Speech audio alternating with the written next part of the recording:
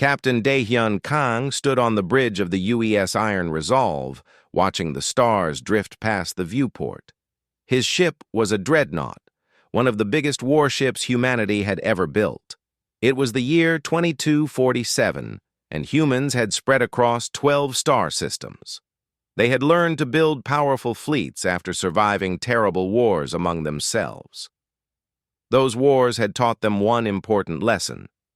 Strength mattered. Dae-hyun was a tall man with gray streaks in his dark hair. He had fought in the colony wars 20 years ago. He remembered watching his home station burn while other colonies refused to help.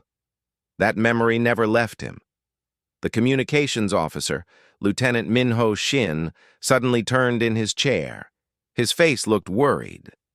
"Captain, we're receiving a transmission. It's not human." Dae-hyun walked closer. "Put it through." The main screen flickered to life. What appeared made several crew members gasp. An alien creature knelt on the floor of what looked like a damaged room.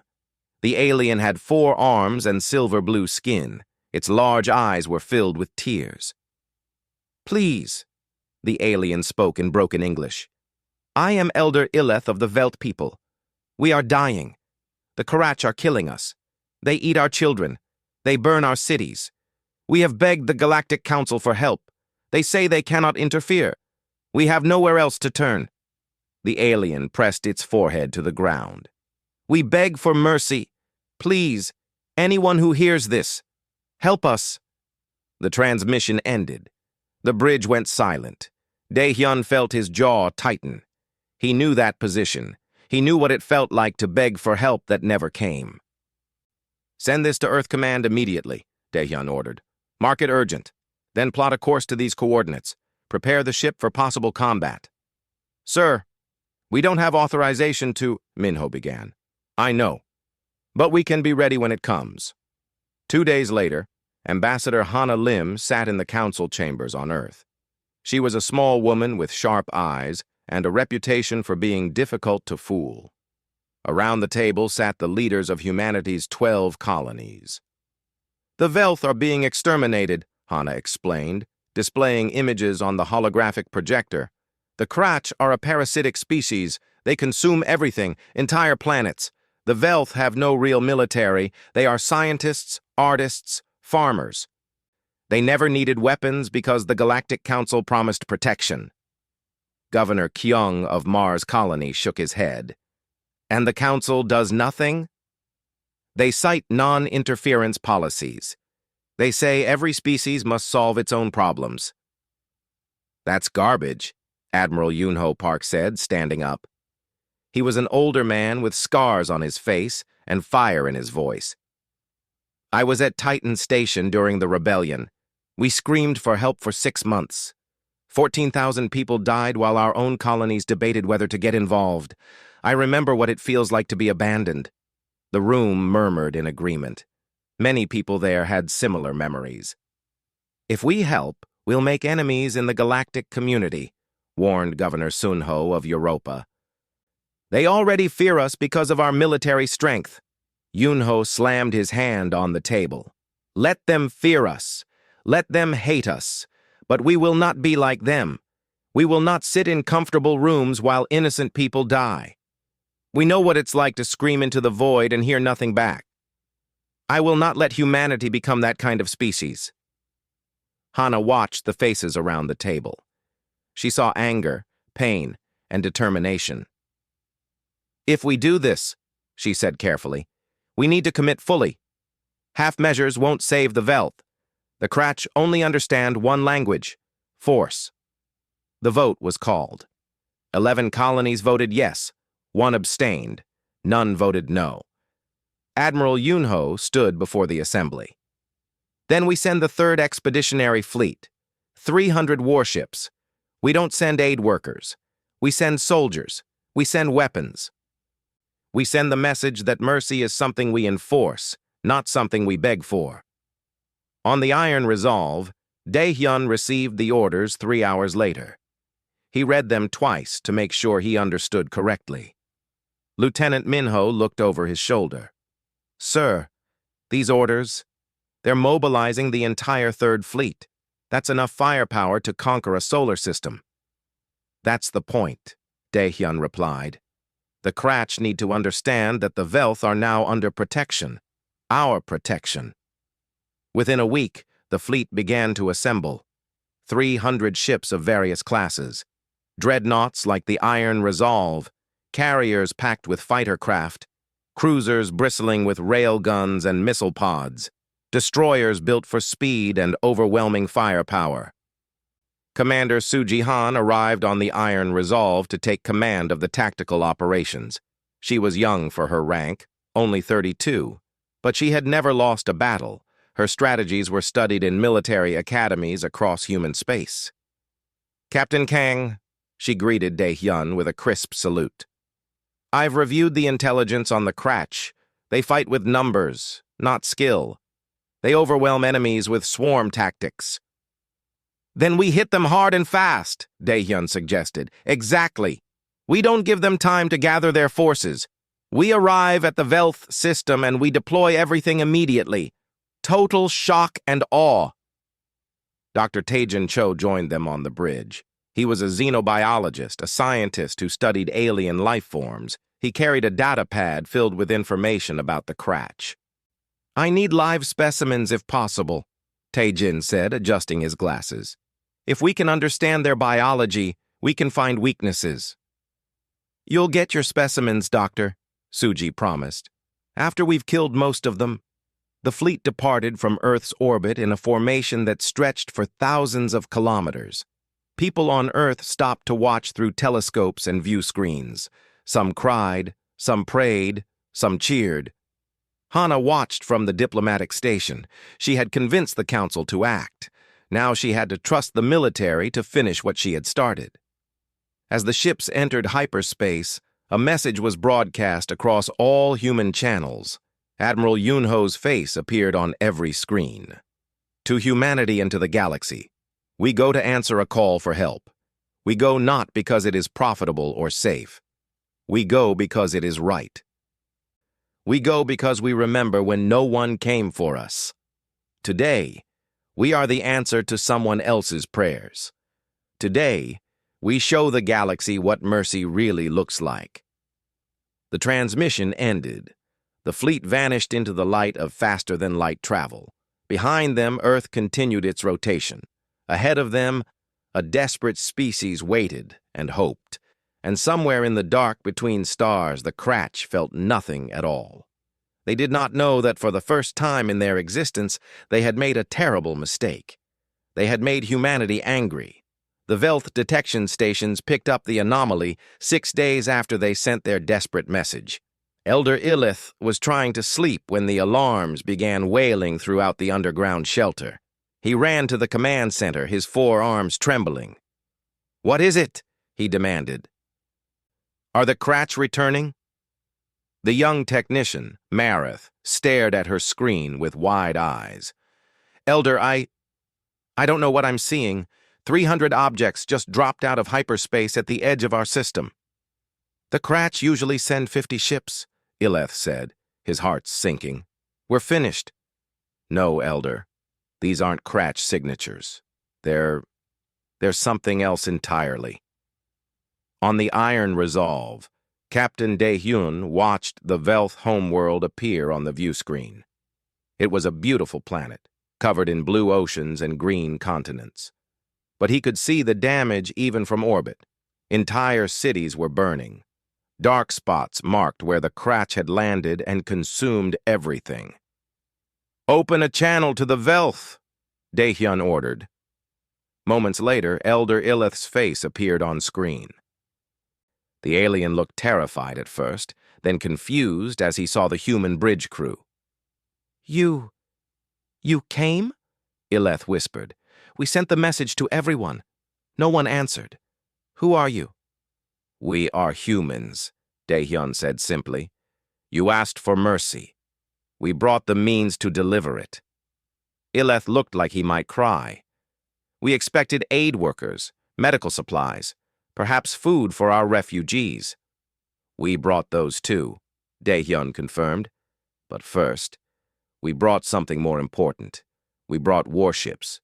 We brought soldiers. We brought the promise that you will never have to beg again. Commander Suji Han was already coordinating the fleet deployment. Her fingers moved across holographic controls as she positioned each ship with precision. "Carrier groups Alpha through Delta establish high orbit," she commanded. "Battleship squadrons form a defensive sphere around the planet. Cruiser wings begin patrol patterns. I want every approach vector covered.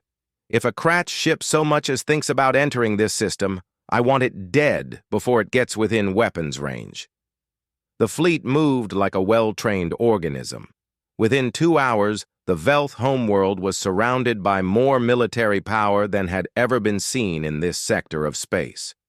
Dr. Taejin Cho landed on the planet's surface with a team of scientists and soldiers. The Velth shelters were crowded with refugees. Taejin saw children crying, parents with missing limbs, entire families huddled together in fear. A Velth doctor named Seleth approached him cautiously. "Are you the humans?" "Yes," Taejin replied. "I'm a doctor, a scientist. I study alien biology." "Why did you bring so many weapons?" Seleth asked. "The Galactic Council always said military force was primitive. They said advanced civilizations resolve problems through dialogue." Taejin looked at the wounded refugees around them. He thought about how to explain humanity's philosophy in a way the Velth would understand. "Tell me, Dr. Seleth, did the Kratch want to talk?" "No, they only wanted to consume us." "Exactly. Dialogue works when both sides want peace. But the Kratch don't want peace. They want to eat you. Against such an enemy, kind words are useless. You need guns." Seleth's eyes widened. "But violence is wrong." "No," Taejin said firmly. "Violence against the innocent is wrong. Violence to protect the innocent is justice. There's a difference." 3 days later, the Kratch arrived. Their scout fleet consisted of 70 bioships, living vessels grown from harvested genetic material. They looked like massive insects with weapons grafted onto their bodies. Suji watched them approach on her tactical display. She felt no fear, only cold calculation. "Contact in 15 minutes, Lieutenant Minho reported from his station. "They're not slowing down. Aggressive approach vector." "They're used to easy prey," Suji observed. "Let's teach them about hard targets. All ships, weapons free. Fire on my command." The Kratch ships entered weapons range, their biological cannons charging with stolen energy. "Fire," Suji said calmly. The human fleet opened up with everything it had. Railgun rounds, traveling at relativistic speeds, punched through Kratch bioships like paper. Nuclear-tipped missiles vaporized entire clusters of enemy vessels. Laser batteries carved through organic armor as if it didn't exist. The battle lasted 11 minutes. Not a single human ship took damage. 70 Kratch vessels became expanding clouds of debris and frozen biological matter. Elder Illith watched the battle from the surface. He had never seen anything like it. The humans fought with terrifying efficiency. No hesitation, no mercy. Just cold, calculated destruction. "They're not like the other species in the galaxy," he said to Seleth. "No," the doctor agreed. "They're something else entirely. Something dangerous." "Something that fights for us," Illith corrected. On the Iron Resolve, Daehyun walked to the observation deck where Ambassador Hana Lim had been watching the battle. She had arrived with the fleet to coordinate with the Velth government. "The Velth are frightened of us," Hana said without turning around. "I can see it in their faces." "Better they fear us than be eaten by the Kratch," Daehyun replied. "Is it? What if we've just traded one dangerous species for another in their eyes?" Daehyun considered this. "Then we'll prove them wrong. We'll protect them. We'll teach them to protect themselves. And when they're strong enough, we'll leave. But not before." Hana smiled slightly. "You're more of a diplomat than you think, Captain." Across the galaxy, Other species watch the events unfold through their own monitoring systems. The Karathi Federation, one of the most powerful civilizations in known space, called an emergency session. Ambassador Wellix of the Karathi addressed the chamber. This human species has just demonstrated military capability far beyond what we estimated. They destroyed a Kratch scout fleet in 11 minutes without losses. Our own fleets would have struggled with such a force. What do we know about them? Another delegate asked. They are young, violent. Their entire history is warfare. They colonize their own star system through conflict. They fight each other constantly. And now, they're fighting for others, Wellix noted. That may be even more concerning. Meanwhile, Suji was implementing the next phase of her strategy. She had engineers working around the clock to build orbital defense platforms around the Velth homeworld. These platforms are automated, she explained to Illith during a tour. They don't need crews. If the Kratch return and somehow get past our fleet, these platforms will destroy them. Your planet will never be defenseless again. This is incredible, Illith said, watching the construction. But we cannot operate such weapons. We don't have soldiers. Then we'll train some, Suji replied. Any Velth who wants to learn, we'll teach them. It's time your people learned that peace isn't a gift. It's something you defend. That evening, Dr. Tejin made a breakthrough in his research.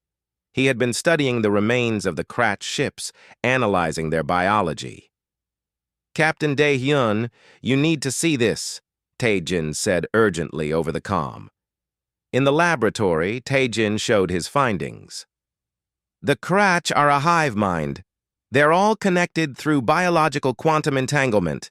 But look at this, he pointed to a graph. Their neural connections are vulnerable to electromagnetic interference. A strong enough pulse would scramble their coordination. Dae-hyun leaned forward. How strong? Very strong. We'd need specialized equipment. But if we could deploy it during a battle, the Kratch fleet would fall apart. They'd be fighting as individuals instead of a coordinated swarm. Build it, Dae-hyun ordered.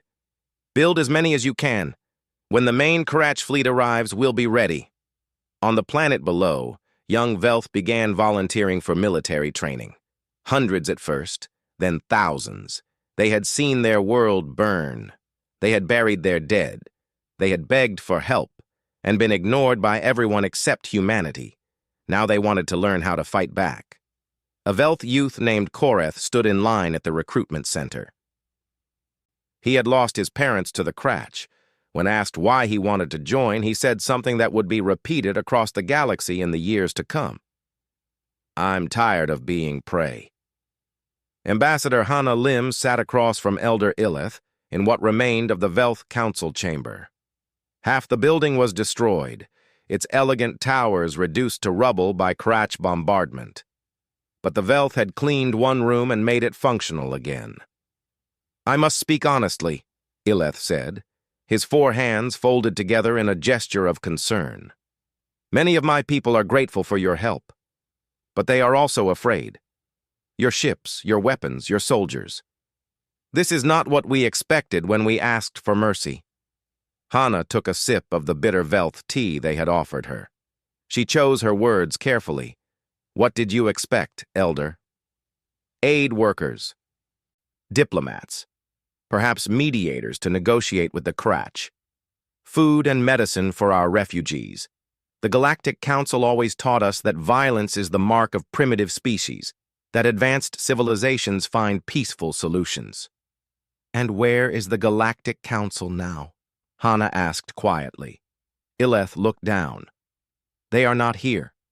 No, they're not. They're in their safe systems, behind their borders, debating non-interference policies while your children burned. Tell me, Elder, did you try to negotiate with the Kratch? Yes, many times. We offered them resources, territory, anything they wanted. And what did they say? They said nothing. They just kept killing. Hannah leaned forward. Then you understand the problem. Mercy isn't passivity, Elder Illith. True mercy protects the innocent by destroying those who prey on them. We brought warships because that's what mercy looks like when your enemy doesn't want peace. They want extermination. Illith was quiet for a long moment. Your species sees things very differently than we do. We've learned hard lessons, Hana replied. We've been where you are now, desperate, dying, begging for help that never came. We survived because we learned that sometimes the most merciful thing you can do is be strong enough to protect those who can't protect themselves. Before Illith could respond, alarms began shrieking throughout the settlement. Commander Suji's voice came over every speaker in the system. All hands to battle stations. Multiple crash signatures detected. This is not a drill. I repeat, this is not a drill. On the Iron Resolve, Captain Daehyun watched his tactical display with grim determination. What he saw made his blood run cold. How many? He asked. Lieutenant Minho checked his readings 3 times before answering. 2,347 ships, sir. It's their main hive fleet. The bridge went silent. The human fleet had 300 ships. They were outnumbered nearly 8-1. Get me Commander Suji, Daehyun ordered. Suji appeared on screen from her command carrier. If she was worried, her face didn't show it. I see them, Captain. They're coming in a classic crash swarm formation. No tactics, just overwhelming numbers. Recommendations? We use the asteroid belt. The Velth system has a dense field between the 4th and 5th planets. We draw them in, use the rocks for cover, and hit them with everything we have. Dr. Taejin's EMP weapons should give us the edge. And if the EMPs don't work? Suji smiled coldly. Then we do it the old-fashioned way. We make them pay for every meter of space they take. The human fleet repositioned, moving into the asteroid belt like predators setting an ambush. Dr. Taejin worked frantically in his laboratory, overseeing the final preparations of his EMP weapons. Are they ready? Captain Daehyun asked over the comm. We have 12 devices ready for deployment, Taejin reported. I've modified cargo ships to carry them. They're basically flying bombs now. Get them close to the crash formations and detonate. The electromagnetic pulse should scramble their hive mind connections. Should? This is untested technology, Captain. I'm 90% certain it will work. And the other 10%? We die. Taejin said it matter-of-factly without fear. Just honest assessment. The crash fleet entered the asteroid belt like a swarm of locusts. Their bioships moved in perfect synchronization, thousands of vessels acting as one massive organism. Wait for it, Suji commanded. Let them get deep into the field. The tension on every human ship was palpable. Soldiers gripped their weapons. Pilots sat ready in their fighters. Gunners locked onto targets. Now, Suji said, deploy the EMP vessels. 12 modified cargo ships, piloted by volunteers, accelerated toward the crash formations. The enemy fired on them, destroying 3 before they reached their targets. 9 made it through. The explosions were unlike anything the galaxy had seen. Massive electromagnetic pulses radiated outward, invisible but devastating. The crash fleet suddenly stopped moving in perfect unison. Ships collided with each other. Formations broke apart. The hive mind was disrupted. It worked, Taejin shouted. They're fighting as individuals now. All ships, open fire, Suji commanded. The human fleet erupted from the asteroid field like avenging angels. Railguns fired at maximum rate. Missiles streaked through space in countless thousands. Fighters swarmed around the disoriented crash vessels, but the crash had numbers.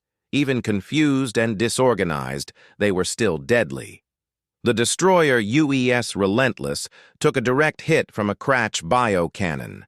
Its hull breached. 37 crew members died in seconds.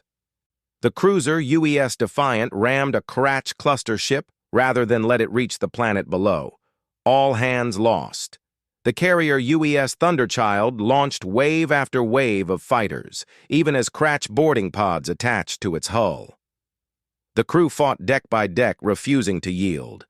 Ambassador Hana watched from the surface as the battle raged in the skies above. The Velth gathered around viewing screens, witnessing humanity's sacrifice. "They're dying for us," Elder Illeth whispered. "Why? Why would they do this?" "Because it's right," Hana said simply. "Because we can. Because if we don't, who will?" In the asteroid field, Captain Daehyun's ship shuddered under repeated impacts. The Iron Resolve was built to take punishment, but even it had limits. "Shields at 40%, Lieutenant Minho reported. "Portside armor compromised. We've got fires on deck 7 and 9. "Keep firing," Daehyun ordered. "All batteries, continuous barrage." A transmission came through from the Kratch fleet. A psychic projection appeared on the main screen. It was formless, disturbing, a collective consciousness trying to take shape. "Cease your resistance," the Kratch Queen's voice echoed. "We offer terms. Withdraw your fleet. Leave this system. We will consume only half the Velth population. The rest may live." Daehyun stared at the projection with contempt. "You don't understand humans at all," he said. "We don't negotiate with genocidal parasites. You never gave mercy. You never showed compassion. You just took and consumed and destroyed. And now you ask for terms? Now you want to negotiate?" He leaned forward in his chair, his voice hard as steel. "Here are our terms. Die, every last one of you. We will hunt you across this system and beyond. We will burn your hive ships. We will destroy your spawning grounds. We will show you exactly what happens when you make humanity angry. You asked what mercy looks like. This is it. We're giving mercy to your victims by making sure you can never hurt anyone again." The transmission cut off. "All ships," Daehyun broadcast on all channels. "No quarter, no mercy for the Kratch. They made their choice when they started eating children. Now they live with the consequences. Push forward." The human fleet, bloodied but unbroken, surged forward with renewed fury. Commander Suji coordinated a pincer movement, crushing the Kratch between two walls of fire. Dr. Taejin deployed his remaining EMP devices, each one creating new chaos in the enemy ranks. And slowly, inevitably, the tide turned. The Kratch had numbers, but humans had rage. Righteous, focused, unstoppable rage. One by one, the Kratch hive ships fell. Their organic armor couldn't withstand sustained railgun fire. Their bioweapons couldn't penetrate human shields. Their swarm tactics failed against organized military discipline. 6 hours into the battle, the Kratch began to retreat. "They're running," Minho reported, disbelief in his voice. "Pursue," Suji ordered coldly. "Don't let them regroup. I want every ship destroyed." The human fleet chased the fleeing Kratch to the edge of the system. Fighter squadrons hunted down stragglers. Cruisers finished off damaged hive ships. When it was over, of the 2,347 Kratch vessels that entered the system, fewer than 200 escaped. Humanity had lost 42 ships. 2,193 crew members had died, but the Velth were saved. On the planet's surface, the Velth watched in stunned silence as the human fleet returned to orbit. These warriors had faced impossible odds and won. Elder Illeth turned to Ambassador Hana, tears streaming down his face. "I understand now," he said. "I understand what mercy truly means." The memorial service was held 3 weeks after the battle. Captain Daehyun stood before rows of empty chairs, each one representing a fallen crew member. 2,193 chairs. Behind him, the Velth homeworld glowed blue and green through the observation window. Elder Illeth and thousands of Velth attended the ceremony. They had insisted on being present, on honoring those who died to save them. "We commit these heroes to the stars," Daehyun said, his voice steady despite the pain in his chest. "They gave their lives so that others might live. They saw people in need and chose to act when no one else would. That is the highest calling. That is what it means to be human." As the names were read, the Velth performed their own ritual of remembrance. They sang in harmonics humans couldn't quite hear, a sound that made the air vibrate with grief and gratitude. But not everyone in the galaxy was grateful. On the Karathi Federation homeworld, the High Council convened in emergency session. Ambassador Wellick stood before the assembled leaders, displaying holographic recordings of the battle. The humans have demonstrated military capability that exceeds our projections by a factor of 3, Wellick reported. They defeated a Kratch hive fleet with minimal losses. More concerning, they showed no hesitation to use lethal force on a massive scale. High Chancellor Moravix, leader of the Karathi, watched the battle footage with ancient eyes. His species had ruled this sector for 10,000 years. They prided themselves on diplomacy and careful neutrality. The humans violated the non-interference doctrine, Moravix stated. They deployed military forces in a conflict that was not theirs to fight. The Velth asked for help, another council member noted. The Velth should have resolved their issues through approved diplomatic channels. The humans have set a dangerous precedent. What happens when they decide to interfere in other situations? What happens when they deem our policies inadequate? Wellick nodded. I recommend we issue an official demand for human withdrawal from the Velth system. They must disarm and submit to galactic peacekeeping oversight. The vote was unanimous. Admiral Yunho Park received the Karathi demand 3 days later on Earth.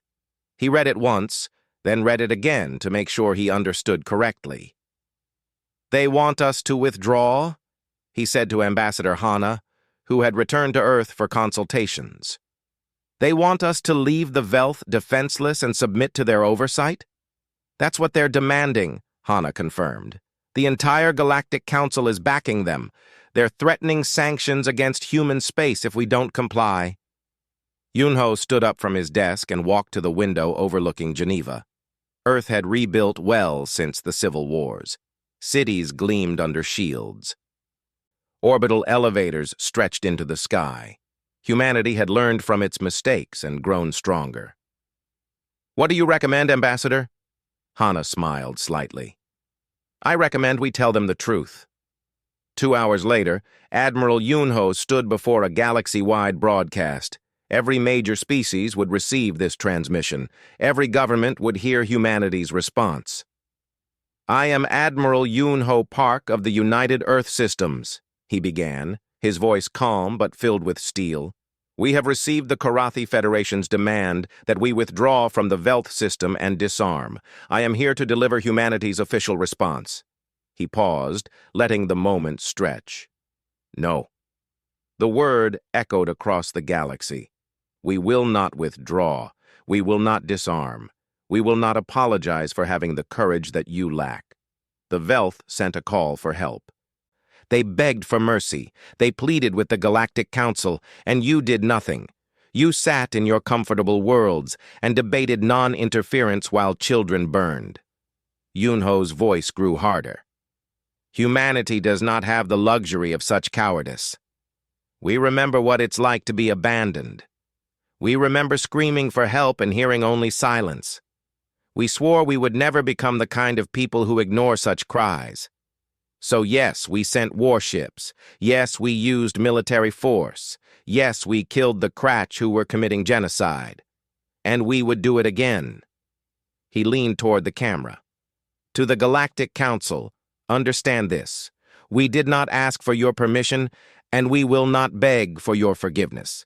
The Velth are under human protection now. Anyone who tries to harm them will answer to our fleet. You may pass all the sanctions you want. You may condemn us in all your councils, but you will not stop us from protecting the innocent. The transmission ended. Across the galaxy, reactions varied wildly. Some species were outraged, others were quietly relieved, and some began to think dangerous thoughts about sending their own calls for help to Earth. Commander Suji Han stood in a training facility on the Velth homeworld, watching the first class of Velth soldiers learn hand-to-hand combat. They were awkward at first, their 4 arms creating coordination problems. But they were learning. A young Velth named Koreth approached her after the session. He had proven to be one of the most dedicated students. "Commander, may I ask you something?" "Of course." "Why are you teaching us to fight?" "You've already saved us." "Your fleet can protect our world." Suji considered her answer carefully. "Because we won't always be here, Koreth. Someday humanity will face our own crisis somewhere else. We need to know that you can defend yourselves. More than that, we want you to never feel helpless again. Being able to protect yourself, your family, your world, that's freedom. Real freedom. The Galactic Council says violence is primitive. The Galactic Council says a lot of things, but when you needed them, where were they?" Suji put a hand on his shoulder. "Never be helpless again, Koreth. Never let anyone make you beg for safety. Earn it, train for it, fight for it." Koreth nodded slowly, understanding dawning in his eyes. Meanwhile, Dr. Taejin Cho was doing something that made his fellow scientists nervous. He was sharing his research. "You can't just give away our tactical advantages," protested Dr. Haijin from the weapons development team. "Watch me," Taejin replied, uploading his complete findings on Kratch biology to the Galactic database. "Every species has the right to know how to fight these parasites. Keeping this knowledge secret doesn't protect humanity. It just endangers everyone else. The military won't like this. The military will understand.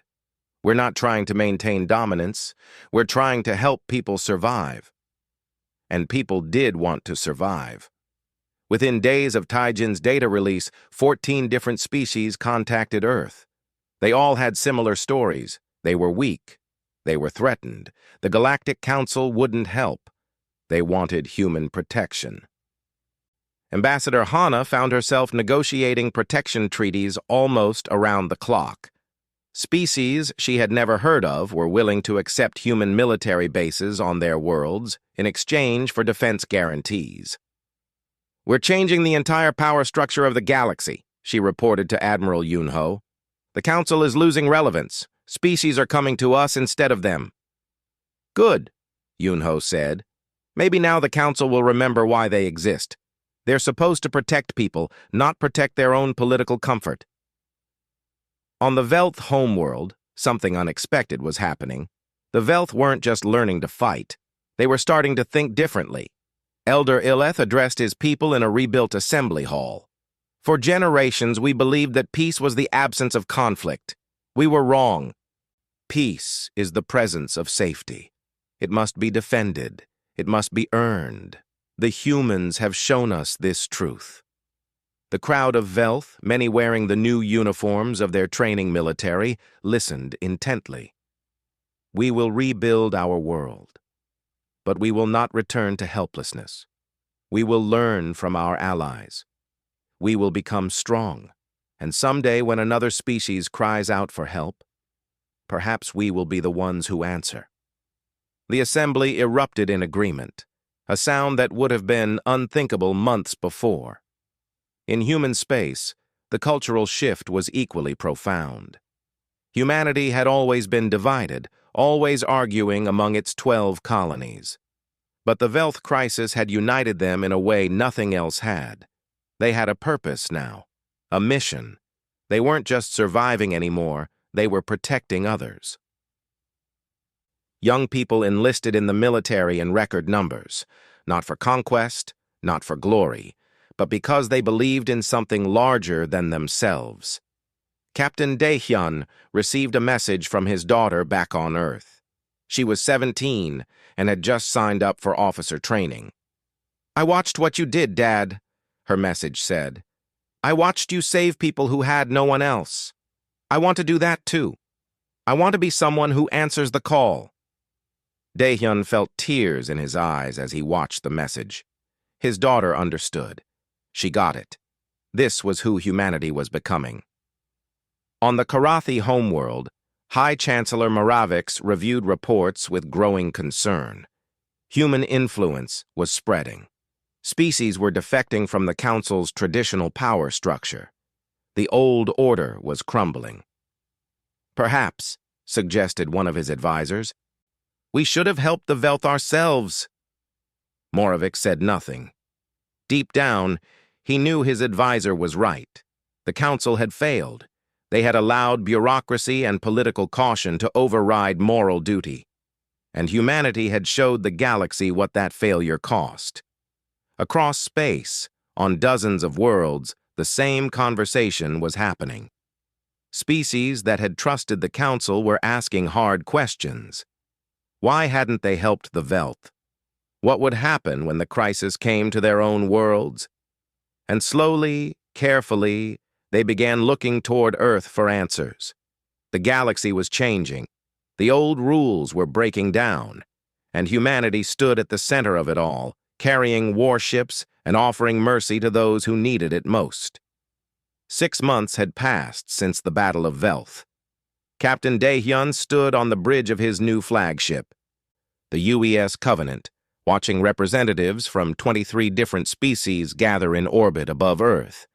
The sight would have been impossible to imagine a year ago. They're all here, Lieutenant Minho reported.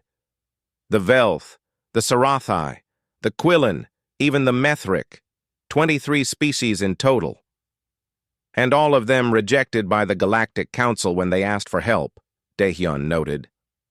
Today was the founding ceremony of the Coalition of Free Systems, a new alliance built not on political convenience, but on a simple principle: the strong protect the weak. Ambassador Hana Lim was on Earth's surface, preparing for her new role. She had been elected as the Coalition's first chancellor by unanimous vote. She stood before a mirror in her quarters, adjusting her formal uniform. Nervous? Admiral Yunho asked from the doorway. Terrified, Hana admitted. We're rebuilding the entire political structure of this sector. What if we get it wrong? Then we'll fix it. That's what humans do. We make mistakes and we learn from them, but at least we're trying. That's more than the Galactic Council can say. The ceremony took place on a massive orbital platform constructed specifically for this purpose. Representatives from all 23 member species gathered in a circular chamber, designed so that no species sat above any other. Elder Illith of the Velth spoke first. His people had changed dramatically in 6 months. They wore military uniforms now, standing straight with newfound confidence. 6 months ago, my people were dying, Illith began. We begged for mercy from the galaxy. Only humanity answered. They did not send us sympathy. They sent us salvation. Today we stand as equals in this coalition. We have learned to defend ourselves. We will never be helpless again. Speaker Tarath of the Sarathi spoke next. His species was insectoid, with crystalline exoskeletons that reflected light in rainbow patterns. The Kurach came to our world 3 weeks ago, Tarath said. They expected easy prey. They found human warships and Sarathi soldiers trained in human tactics. We destroyed them utterly. We sent a message across the galaxy. We are no longer victims. One by one, each species told similar stories. Pirates had attacked the Quillen trade routes until human cruisers established patrol zones. Slavers had raided Methric colonies until Coalition rapid response teams hunted them down. The pattern was clear. Species that joined the Coalition stopped being targets. Chancellor Hana Lim stood to address the assembly. We gather here today to formalize what already exists in practice, she began. A coalition of species who believe that peace must be defended, that mercy requires strength, that the innocent deserve protection, not empty promises. She activated a holographic display showing the Coalition Charter. Every member species maintains their own military fleet. Every member species trains their citizens in self-defense. We share technology, share tactics, share the burden of protecting each other. We are not an empire. We are allies. We are family. The vote to ratify the charter was unanimous. In a distant system, the Krach had been planning their revenge.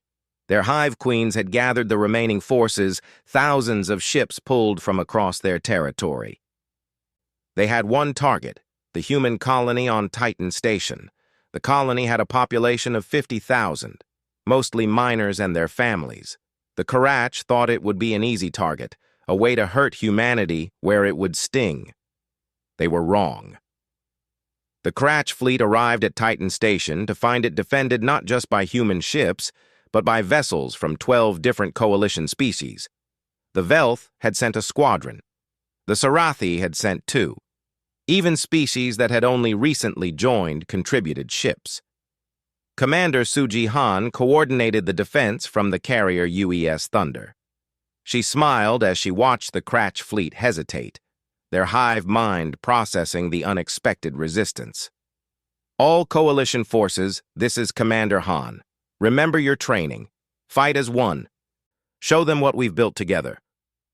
The battle was brutal, but brief. The coalition forces fought with coordinated precision that the Karach couldn't match. Velth ships used human-designed weapons. Sarathi fighters employed Quillan electronic warfare techniques. Every species contributed their strengths. The Karach fleet was annihilated. Not a single ship escaped. But the coalition didn't stop there. They tracked the Karach back to their spawning grounds in a remote nebula. Captain Daehyun led the assault personally. The Karach have terrorized this galaxy for centuries, he broadcast to his fleet as they approached the nebula. They've eaten countless species. They've destroyed worlds. Today, we end them. Today, we show the galaxy that there are consequences for genocide. The coalition fleet entered the nebula and found the Karach home systems. Dozens of worlds, all twisted and corrupted by the parasites. The coalition showed no mercy because the Karach had shown none. One by one, the Karach worlds were sterilized. Not occupied, not conquered, completely destroyed. It was brutal, but it was necessary. Some threats couldn't be reasoned with. They could only be eliminated. Dr. Taejin Cho watched from his laboratory ship as the last Karach hive world burned. "Is this what we've become?" asked Dr. Hye-jin, who had joined him. "Exterminators?" "We're protectors," Taejin replied. "The Karach had a choice. They chose to be predators. We're simply removing a threat that would have killed billions more if left unchecked." Sometimes mercy means being ruthless with those who show no mercy themselves. When the coalition fleet returned to Earth, they received news that changed everything. The Karathi Federation had collapsed, not through war, but through irrelevance. 14 species had left the Galactic Council to join the coalition. Others had simply stopped participating in council sessions. The old order was dead, killed by its own refusal to protect the weak. High Chancellor Moravix sent a private message to Ambassador Hana. It was brief. "You were right. We were wrong. History will remember which of us answered the call." On the Velth homeworld, young soldiers trained in facilities built with human help. Korath had risen to the rank of commander in the new Velth Defense Force. He stood before a class of recruits, teaching them the lessons he had learned. "My parents died begging for mercy," he told his students. "I swore I would never beg for anything again. You are here because you made the same vow. We train not because we want war. We train so that we never need to beg for peace." The recruits listened intently. Many had similar stories. They had lost family to the Karach. They remembered what helplessness felt like. Never again. Captain Daehyun was promoted to Fleet Admiral, commanding the Coalition's Rapid Response Forces. His new role was simple. When a member species called for help, he would answer immediately with overwhelming force. It was a role he embraced completely. "We're not policemen," he explained to his senior staff. "We're not conquerors. We're the people who show up when someone screams for help. We're the answer to prayers that the old council ignored." Ambassador Hana, now Chancellor Hana, established the coalition headquarters on a neutral station between human and Velth space. It was a symbol. Humanity didn't dominate the coalition. They were partners with everyone else. The headquarters included something unique, a memorial wall. It listed every species that had asked the Galactic Council for help and been refused. Hundreds of names, Thousands of lost worlds. Remember them, Hana said at the dedication ceremony. Remember what happens when good people do nothing. Let this wall remind us why we exist, why we fight, why we will never abandon those who need us. 1 year after the Battle of Velth, representatives from 47 species had joined the coalition. Nearly half the known galaxy had chosen the new alliance over the old council. The Galactic Council still existed, but it was a shadow of its former self. The Karathi maintained it mostly out of tradition, but everyone knew the real power had shifted. Species that wanted protection came to Earth. Species that wanted justice joined the coalition. The old rules about non-interference were dead, replaced by a simple doctrine: the strong defend the weak, or they're not strong at all. Commander Suji Han was invited to give a speech at the Coalition Military Academy, a new institution that trained officers from all member species. "You come from different worlds," she told the diverse crowd of cadets. "Different cultures, different biologies, but you're all here for the same reason. You saw what happened when people who could help chose not to. You decided to be different." She paused, looking at the young faces before her. "Mercy without strength is empty words. It means nothing. But strength without mercy is tyranny. It's evil. Together, though, they become something else. They become justice, real justice, the kind that protects the innocent and punishes those who prey on them." The cadets stood and saluted, a gesture adopted from human military tradition but now shared across dozens of species. On Earth, Admiral Yunho stood before the memorial to the crew members lost at the Battle of Velth. Fresh flowers appeared there every day, brought by people who would never forget the sacrifice. "We did it," he said quietly to the empty chairs. "We changed the galaxy, not through conquest, not through domination, but by being brave enough to help when no one else would. I hope we made you proud." Across coalition space, similar memorials existed. The Velth had built shrines to the human soldiers who died for them. The Sarathi composed songs about the battle. The Methric carved the names of fallen coalition members into crystal monuments. They would not forget. In a secure conference room, Chancellor Hana met with her senior advisors to discuss the coalition's future. "We've grown faster than anyone expected," she said.